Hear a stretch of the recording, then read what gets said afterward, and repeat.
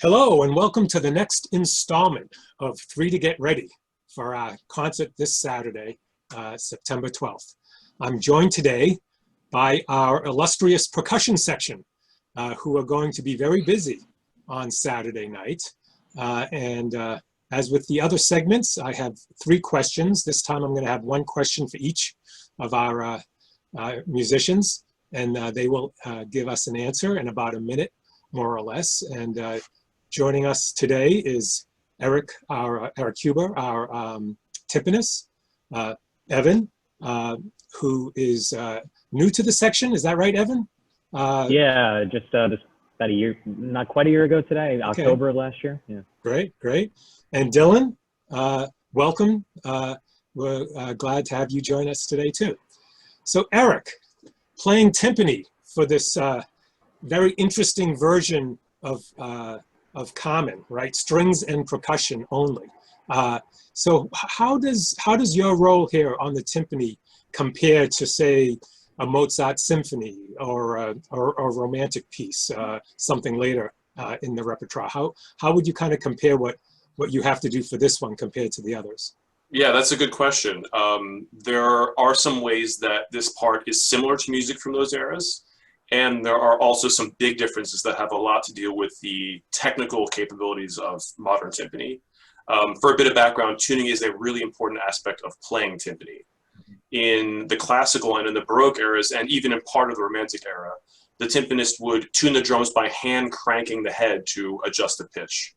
Tuning was a difficult and a time-consuming process, so those timpani parts rarely involved pitch changes in the middle of the piece.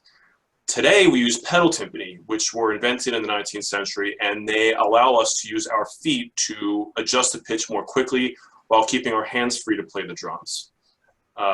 Over time, composers got more and more adventurous with writing timpani parts that had a lot of pitches and entailed a lot of tuning on the fly. And there are a few spots in the Schedrin where it feels like my feet are actually busier than my hands. But otherwise, this part does have some similarities to music from earlier eras.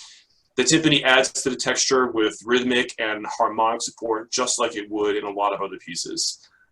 This is definitely a fun timpani part, and looking forward to playing it this week. Great, excellent. Thanks very much.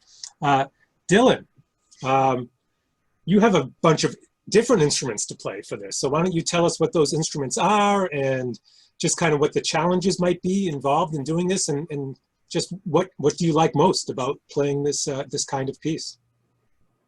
Yeah, I think the instruments I'm playing this, I have a marimba, vibraphone, some snare drum, woodblock. I think there's claves in there, and some suspended cymbal. A whole assortment of things. Yeah, so I just counted 6. That's pretty good. Yeah. But yeah, I think what doubles up as kind of a challenging part of this piece, but is also enjoyable in that way, is the percussion gets to play some kind of uncharacteristically like intimate moments for us. So because we don't have the winds, he shares a lot of the melodic material with pitched percussion. So we don't really get the opportunity to play these kind of intimate moments. So there are times when the strings all bow out and it's just marimba and vibraphone. And that can feel a little bit like maybe the air just got sucked out of the room and it, all on you guys. So we don't have as much exposure with that as, say, the oboes and, flute players of the world. Mm-hmm. But I think that'll be a nice little chamber music challenge, but will also be really enjoyable to get to have that experience. Great, great. Have you played this piece before, by chance? I have actually played a few movements of this piece last summer.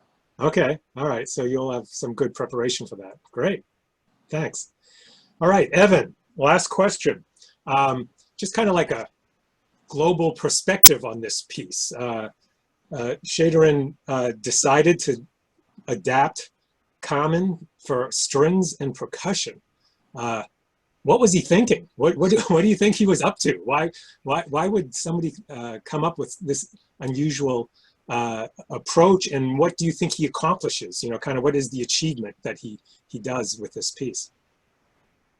Yeah, so the first half of that question is kind of trying to get into Shedrin's head a little bit. I think he was facing sort of a catch-22 in that he was writing this in the 1970s. Carmen had been around for 90 years at that point. And I think on one hand, no composer wants to just be like an arranger of someone else's work. But on the other hand, you know, you don't want to disrespect the original work either, especially something like Carmen, where it's so well known. It's got some of the most famous melodic arias, you know, everyone knows them. So I think the way he's able to do that is to try to balance that is by using percussion to kind of make it his own without really fundamentally changing the piece too much. And then Dylan was speaking to sort of, you know, the end result of that, which is he really uses percussion, excuse me, for coloristic variation in ways that usually woodwinds and brass are used.